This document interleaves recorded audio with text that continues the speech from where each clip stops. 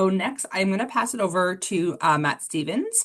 Matt is one of the founders at Finite Robotics, working on an orchard thinning robotic solution.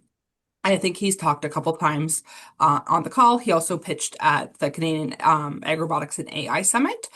So Matt, if you want to talk a little bit about what your team's doing and what you hope to accomplish with your research proposal this summer. Yeah, so actually, I will have to be right back because of my security setting won't let me share my screen. So I will be back in 2 seconds. Okay, no problem. We'll just hold tight. And then while Matt's figuring that out, I'll just promote next week's call as well. So we'll continue these conversations of showing what the research proposals that we've approved for this year. So next week we'll have Kaya Moore from Haggerty Creek, so not Haggerty, Haggerty Agrobotics present their research proposals. And then we'll also have David from BHF Robotics as well present theirs. So we just broke it into 2 weeks, so we have enough time to go over all of them. So okay, we can see your screen here, Matt. So I'll pass it back over to you. Perfect. Sorry about that. Apparently, a software update increased the security.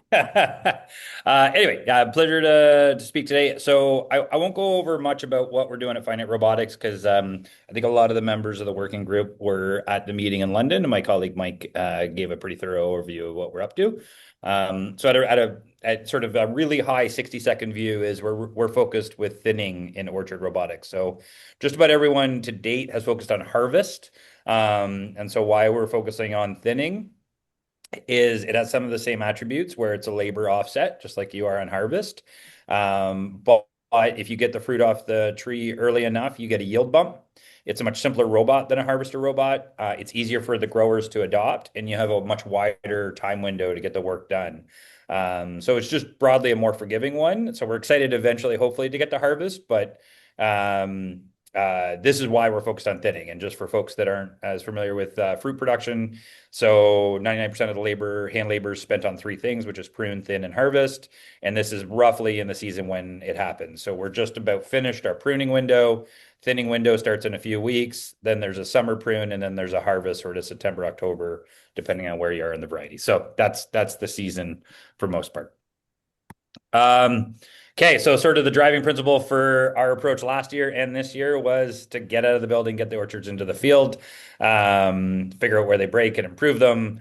And then the last quote is sort of the one that I hear from growers all the time. It's great that it did well for them. I don't care until I see it work here.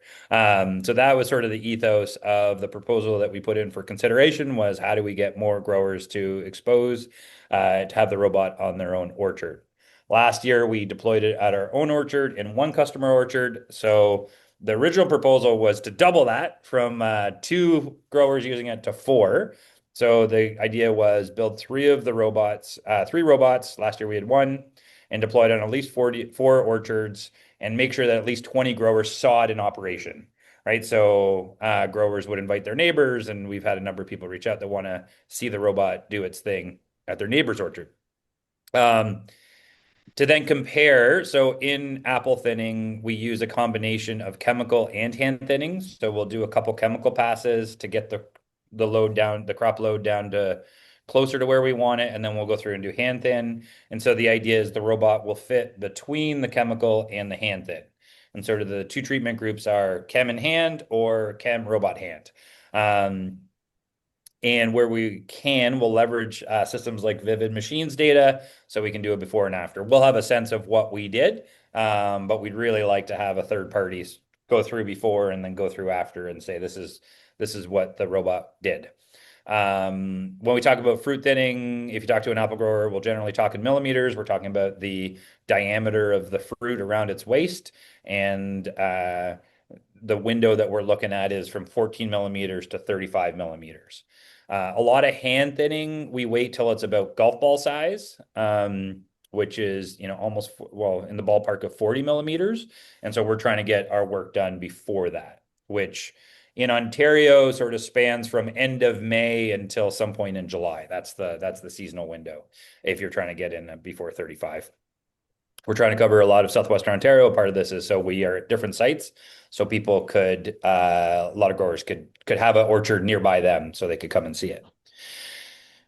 So we opened up interests from growers to sign up for paid trials at OFVC in February. We were very lucky to quickly have 18 growers sign up. Since our target was four, we quickly shut down the sign up because it was looking like we would fill our slots. Um, we wanted to try and get as many growers as we possibly could involved. And so we revisited the plan and said, what is the absolute maximum number of growers we could possibly support trials with this year? And we came up with 14 was the maximum we could support. So we reached out to 14 of the growers and said, there's a spot for you if you want it. And thanks to the Ag Robotics Working Group funding, we could sort of give them a sweetheart deal. They're paying a very nominal rate. A very tiny rate, but thanks to the research funding, we were able to give them just a pretty compelling offer. We were kind of hoping a couple of people would drop off just so we would have less than 14. We had 100% of the growers say, yeah, come on, let's do it, which is great. But it does mean we only kind of probably have 2 to 3 days per grower. And so it's going to be a lot of hustling getting these robots around Southwestern Ontario. And we're basically spanning, I'll show a map in a second, from Kingsville up to Newmarket. So getting a really good coverage sort of across the southwestern corner of Ontario. We've hired 2 dedicated team members. They show up in 2 weeks. So at least for the first couple deployments, we'll probably be all hands on deck with the robots. But the hope is over the season, as the things get more refined, that we have less people on site with the robots. And we are feverishly getting ready for season because it is T-4 weeks right now for us. These are where we're looking to deploy. These are the 14 different sites. Bottom left is where the season begins. So from bottom left to top right, you get about a 2 week window. And so people in the bottom left, they're at what's called tight cluster, which is a phase in the season. And then up in Newmarket, they're more like quarter-inch green, which is a week to 2 weeks behind King City. So this is how we also get a bit of a season extension just by sort of moving across Ontario. So our mindset for this is build, deploy, break, fix, breathe, repeat. That is what we will be living for the next couple months. And just to be really blunt, we are expecting surprises. Can you see, I see a couple people faces on the screen. Can you see that, or do you just see the slides? Yeah, I can see your mouse moving. Okay, perfect. Yeah. So yeah, so apologies if people are seeing themselves here. There we go. We're expecting surprises. We're expecting breakdowns. This is part of why we have three robots. Part of the design approach is that if we have one of the robots broken down, we can still have 1 to 2 running. And we're trying to set up the expectations with the growers that we're looking to be useful. We're looking to do as much work as we possibly can for them while we're on their orchard. But to please not make us critical path because we're still trying to get a lot of hours on these robots and it'd be inaccurate to say we're at a point in the maturity of the robot where we're bulletproof because we're not. So really trying to set our own expectations and grow our expectations correctly. This is one thing I did want to mention today, and this is one of the main things we're trying to learn this year. And so, uh, if you think about your arm and you do this, right? That's a very inexpensive robot arm. If you do this, that's an incredibly expensive robot arm, and that it slows down. It gets the robot much more expensive and much slower. And so, our one of the things we're trying to learn this year as we go um, is what are the things the robot can do incredibly well, and what are the things that the robot struggles with that either we have to make a much more expensive robot or a much slower robot. Because with thinning, we're not trying to get a robot to do 100% of the work. Because if we tried to get the robot to do 100% of the work, it becomes a really expensive robot and probably a quite slow robot. So it's much better for developing the robot and for the growers if we have a robot that can do most of the work very fast. And so this is where we're trying to understand what does this curve look like. That's why there's a question mark behind the set beside the 70%. What is the part that we can have a robot work very quickly and have a cost-effective robot? And what is that number? Is that 60? Is that 70? Is it 80? And this is part of why thinning is such a better approach than harvest, because when you do harvest, you have to get all the ripe fruit off the tree. You don't with thinning. So getting 78% off early is really, really helpful. So that's one of the things we're trying to learn. So I did want to quickly enumerate, it's not just about getting hours on the robot. There's things we're looking to learn about the robot. I, I think when we talk about agricultural robots, just like any organization, you have to build the, sorry? You can go ahead. Okay. It was just somebody Uh, coughing. Okay. You have to build the organizational capacity of the orchard or of the organization. And so if your organization has never filed patents, then you got to build an organizational capacity to file patents, right? And so it's the same thing with robots. And this is where I think there's a huge opportunity in these trials to get our grower partners just a bit more experience with what is it like to have a robot working on their orchard and sort of build that organizational capacity. So I listed a couple things there. We've already had a bunch of growers that are really excited, which is great. I really appreciate the enthusiasm. A number of them have we've got a long list of requests of the other things the robots could do while they're there. I think we're going to just be very busy focusing on the one thing that we're trying to do while we're there. But we love the interest, and so it is great to see the grower wheels already starting to turn, which is great. Um, from a robot side, we're really focused on driving robustness to speed, right? Getting cycles on it. We achieved TRL 7 last year. We're trying to get up to TRL 8 this year.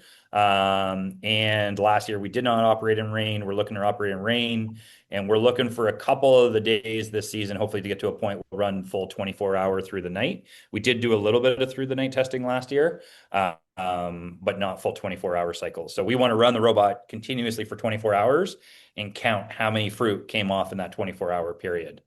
And then operational learning. One of the things about signing up to do 14 growers when we were hoping for four or more is to stress test our ability to deploy. And that is really a big thing about agricultural robots is sometimes we forget. I think Kaya had a phenomenal slide about last year's results with the robots of the pies about how much is like setting up the robot, right?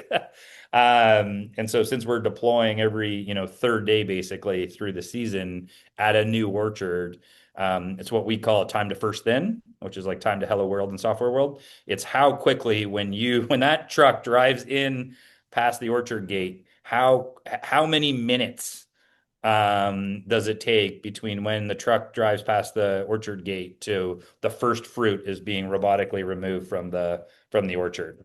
And so if you're familiar with the Southwest Airlines wheels up mindset, that's what we're really trying to take is what is everything, how quickly can we make it that truck drives in the orchard gate, and then now we have three robots out there removing fruit off the tree. There's other stuff here, but kind of tried to put together a list of the kind of things we're trying to learn. And that's it. So hopefully that gives you a bit of an intro of what we're trying to accomplish this season. A huge thank you to the Ag Robotics Working Group for the support. I think it was really instrumental for us to be able to provide a bit of a sweetheart deal for growers. We're going to be able to deploy it much more growers because we're trying to get a lot of value for them. We're trying to remove a lot of fruit off their trees. But thanks to the support, we were able to offer it at an economic model that I hope we do a whole lot, but we're not asking that much from them financially. But we are asking for their trust and willingness to let us be in their production environment, which we really appreciate and we take to heart and we take seriously. But thank you for the support because it certainly let us put a pretty great offer for our grower partners. So that's it. Love to take questions. Perfect. So we'll open it up to questions. I see Ian has his hand up first, I believe. So, first of all, thanks very much for that presentation. I'm really excited about your robot. But to be honest, I'm more excited about what you just presented as a case study for all new innovators and businesses in terms of being very thoughtful about the process and being very conscious about the time. Like the worst case scenario, you could have the best website ever, but you push it out there 2 weeks too early and it doesn't do what you've told people it's going to do, and then it doesn't work. They're never coming back, type of thing. So that's just an analogy. So I hope others, and I'd actually like to record that and have that available for people in terms of understanding the steps that they need to go through as they start to deploy things like that. So thank you very much. We will be putting Thanks. the recording on our website with all the other recordings. I think it's a couple of weeks after the meeting, just so we encourage people to actually come to the meetings live as well. But yeah, I agree. I think it's you put a lot of thought into how you are focused on like their time and being very thoughtful. So I think that's really great for others to see as well. Erica, I see your hand up. Hi, Matt. Hey, Um, Erica. I was just wondering, so I know that you got a lot of locations, which is very exciting. I'm wondering if you've checked out the tree architecture and if there's certain cultivars that you're looking at. So kind of a double question. Yeah, so definitely can only do high density orchards, but I think you're more talking about like the shapes and the trellis configuration, right? I think is what you were asking about specifically. You betcha. Um, yeah, exactly. So we're actually reaching out to everyone right now with here are the dates that we would plan to be at your site, that might shuffle a little bit because of heat units. Um, And then with that, we're starting to flush out, okay, well, where would you want us to be in the orchard? Our general ask right now is put us in your lowest value fruit that you would still hit in. So we are figuring that out. As you know, up at Gerva's, we were in Galas and Honeys last year. That's where we spent most of our time. So we know our vision models work really well on those. So I guess the short answer is still working on that. Part of getting to the 14 different orchards is to try and see as many different sort of expected and unexpected orchard configurations. So like, in last year there was the one where the trellis wire is about a foot into the aisle, which we didn't initially expect, right? And so we had to sort of figure out that. So we're expecting a little bit of that, but we are reaching out and asking. So Um, and I guess I would flip it back on you, Erica. If there's specific architectures or cultivars that you would be particularly interested in, I would love to know because if we can target those, we'd love to do that. Yeah, we can chat offline. But yeah, I think it's just interesting that you could potentially do like a value added regarding the different types of trellising systems that you can integrate in, because as we both know, no apple orchard is the same, which is super fun.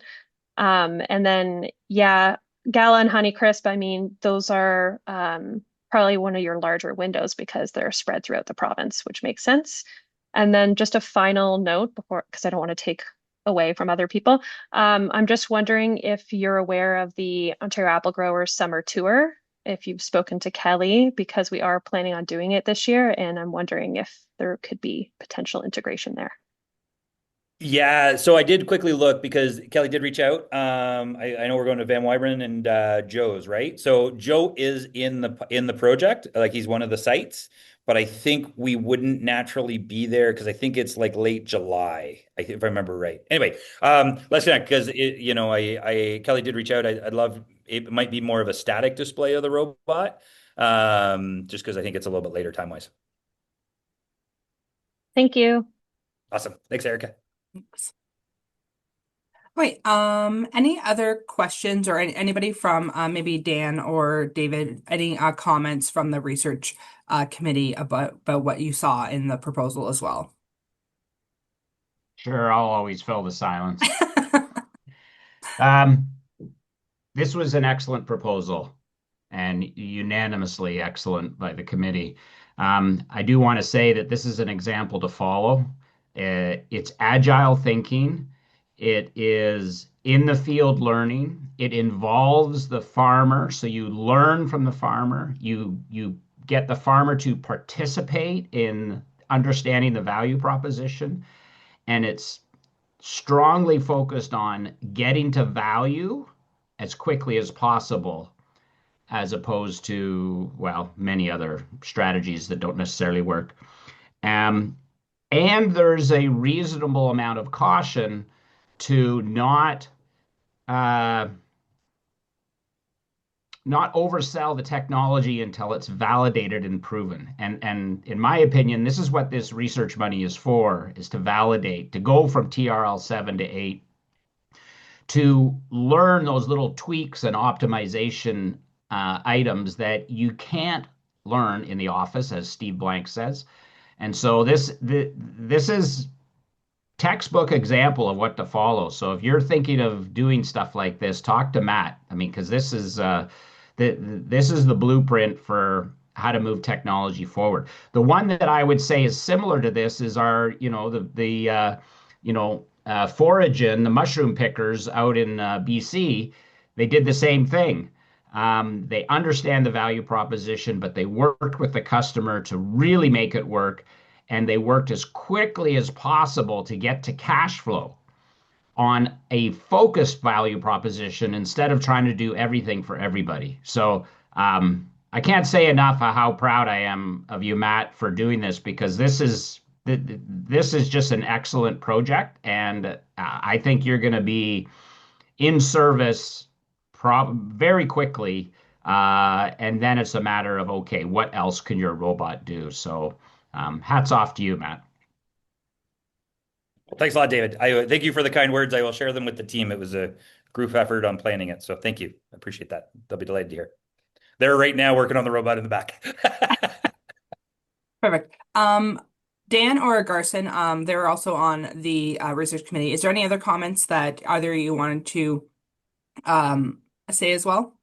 So I could emulate pretty much everything that David said, which is actually what was happening as we reviewed all the applications. David and I often had really similar thoughts on things. But so yeah, I really thought it was definitely one of the best applications, and I think also hats off to the quality of the research team as well that's put together, and the way that the proposal was structured definitely took into account, the a lot of the practicalities of the research plan. I thought that was really nice to see, and I think the biggest thing that I agree with David on there is the timing of this project. It's really well aligned with where you are in the development process. You're getting feedback from the growers to make sure that the technology is really well suited to the task and to the context of Ontario apples. So I thought it was a slam dunk for the application and the intention of the funding call. Thanks a lot, Dan. I really appreciate the feedback. Perfect. Thanks.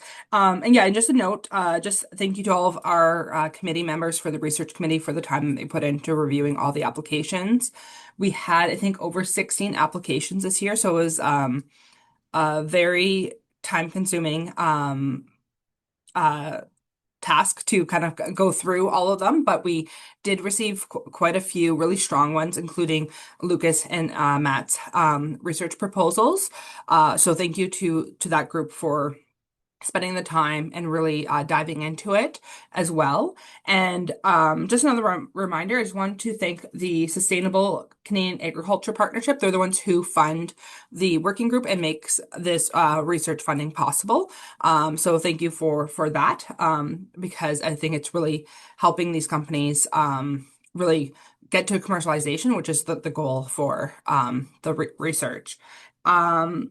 Any other questions for either Lucas or Matt?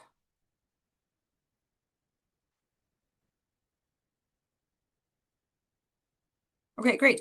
So again, thanks to both of you for presenting your proposals. We'll get you both back on later this year to really see how the research is going and get some results. But like David said earlier, we would love to see some video footage of your robotic solutions as you're working through the research as well. So keep that in mind before you come back on to present as well. Video is always great to see because it's one thing to kind of talk about, but I think like Matt said with the growers, seeing is believing. So we would love to get some video footage of the process as well. Okay, so moving to the next part of our agenda is more that open forum. So is there anything that anybody is working through over the next couple of weeks? Or Erica, maybe you want to talk a little bit about the summer tour that you were talking about earlier? I don't think we've talked about that yet on one of these calls. Yeah, it was just announced, so I don't really have much information because it's still being planned, but it is August 6th, so it's a Thursday. It's the first time that we're having it since 2022, so we're expecting a pretty good turnout. But yeah, most of the, at least historically, the Ontario Apple Growers Summer Tour has consisted of like in-person field trials. So we like to actually show the growers what's happening or any sort of new tech or anything like that. And that's why Matt was saying that, he's not going to be in the area at that time because it's early August. But yeah, so we're just finalizing what kind of trials we're doing. I think we are going to do a thinning trial at one location, which would be interesting, like chemical thinners. But other than that, it's kind of up in the air. So Okay, just to save great. the date. Okay, perfect. So Um, is this a mobile tour where you're gonna, drive 500 kilometers in a day, visiting several sites, or is it single site where you're gonna go and meet in the field? Can you give a little more feedback on that? Yeah, sorry. Okay, so typically we usually do 3 locations in one region, but this year we're only going to do 2 locations in one region. They're within 25 minutes of each other, I believe. Mhm. So they're not too far. And usually what we do is, depending on how many people attend, it's usually around, I think, 150 to 200 people, dependent. Um, we break up into groups, and basically at each location, there's 3 stations. So each speaker would have to speak 3 times to each of the groups. So it's kind of like a rotation. Um, Previously, there was dinner included, but I don't believe that we're doing that this year. But yeah, I think there's a bit more integration with robotics and tech, given where we're at in Apples in Ontario, which is very exciting. So pick a whole day. So it's essentially an 8 to 10 hour day. Yeah, I would say, well, it depends where you're located, but I believe we're starting, I think at 10 or 10:30 presentations, and then I think we're ending around 3:30 or mhm. and you said that it's going to be in one region. Has the region been selected yet, or is that part of the planning that you're still identifying? So the region is selected. It's what would we call that, Matt? Port Yeah, Stanley-ish? yeah, Okay, Port Stanley. Yeah, exactly. certainly. District 2, but probably not that useful for most. Right. No, I don't know how many people know where District 2 is for apples. So No. Okay, great. yeah, Okay, yeah, Port we'll add. Stanley, Elmer. Okay, Yeah. perfect. We'll add your demo day to our list of events as well and onto our website to help promote it too.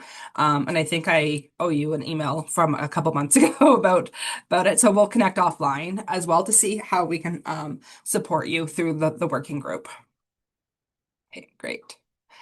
Um, okay, is there any other events that or demos that people are aware of that hasn't been talked about in this group or put on our agenda as well? I think somebody has a hand up. Pramod? Yeah, hi there. My name is Pramod Sharma. So basically, I've been, attending these calls for like the past few weeks. I don't think I had the opportunity to kind of, introduce myself and talk about potential ways to collaborate. So could I take this, Of course. opportunity for that? Yeah. Yeah. So very quickly, my name is Pramod. I'm based in Toronto at this point. I've had a career in management consulting, and over the past 3 years, I work with a boutique, like a smaller management consulting firm based out of Japan. And essentially, we help Canadian startups to break into the Japanese market and Japanese startups to break into Canada. Ag tech is one of our focus points for sure. In fact, we have an ag tech firm based in central Japan that's looking to kind of expand, internationally. So what I was looking to get out of this forum is, maybe if there's a chance to like talk more kind of about this firm in particular and how maybe some of their products or services could be used in Canada, particularly within like, Ontario. And secondly, as a management consultant myself, if there's any way I can contribute to people in like and in like a more individual capacity in terms of GTM growth, finance, or business development and partnerships between Canada and Japan or within Canada itself. So yeah, just that. Okay, perfect. Thanks for taking the time to introduce yourself. Feel free to also drop your email in the chat as well. So if anybody wants to reach out to you directly, they have that connection too. Thank you. Okay, thanks. Okay, so just going back, if there's any other demo days or events that anybody on this call is aware of that you don't see happening on our agenda as well, feel free to either let me know during the call or send me an email as well, and we're happy to kind of promote different ag tech events to this group because we want people to be connected and be aware of the events too and not kind of miss out if it's something that's relevant for this group here. So I think that's it for upcoming events. There's a couple coming up in the next 2 weeks. Discovery X, and then the Agri-Tech Venture Forum. I won't be at that one, but I believe Joe Dales and a couple other people from this group will be attending as well. So feel free to connect with any of our members there and then provide feedback of how that event went as well. So we'll just leave it for maybe open forum for the next couple of minutes. Or if anybody has any thoughts, we talked about, I think, last week, putting together a panel on AI. So I don't know if anybody's had time to think about possible speakers for that or to connect other people you might know to myself or Joe. Tyler?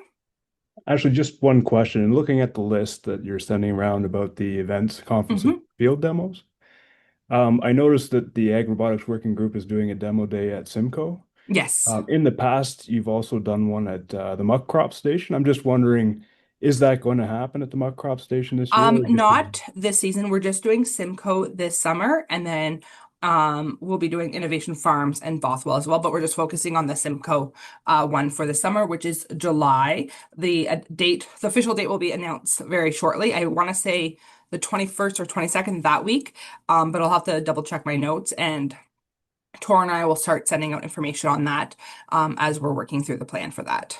All right. Thanks very much. Thanks.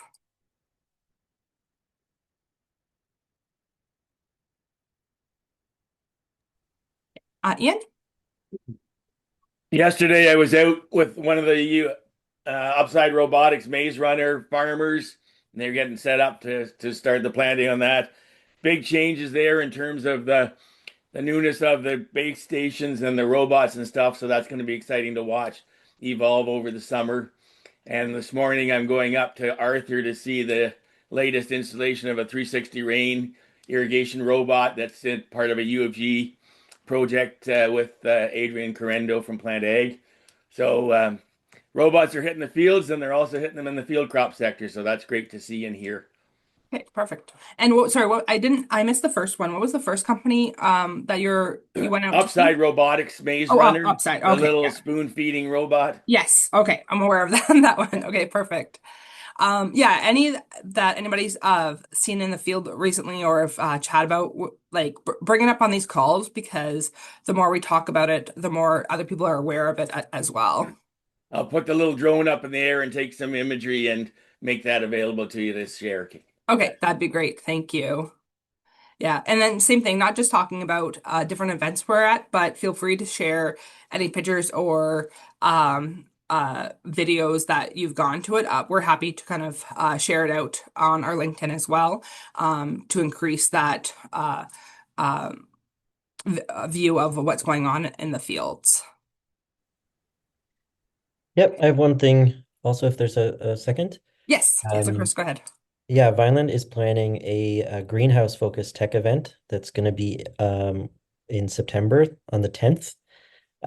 So there's going to be more details to come, but just folks can mark their calendars that I know it's the same day as a field event in Michigan, but this event will be greenhouse focused. So Anybody that might be interested in coming to see some greenhouse technology, that'll be on the 10th of September in Vineland. Great, perfect. Thank you for sharing. And yeah, if anybody's interested in that one, reach out directly to Dan for that. But we'll also add that to our list of events as it sounds like lots of demo days are being planned for the summer, which is exciting. Dr. Medhat, you put there is an A14 food center at U of G. Uh, if you want to kind of talk about that a little bit.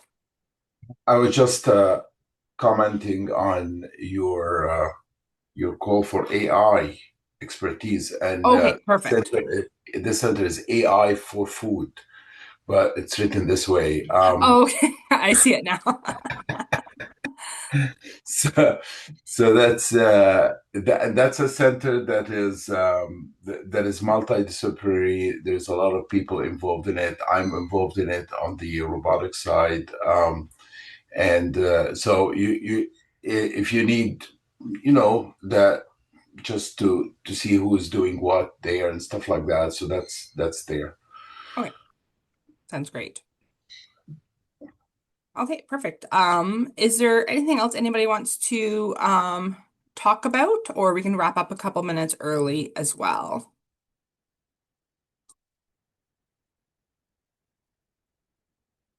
Okay, so I think we'll wrap up a couple minutes early. Again, thank you to our speakers today, Lucas and Matt, for sharing what they're planning to accomplish this summer. Looking forward to getting you guys back on the call as well. And then next week we'll have a couple more proposals being shown as well. So exciting to see the rest of what the research committee has picked. So we will reconvene next Friday at 9 a.m. Thank you, everybody.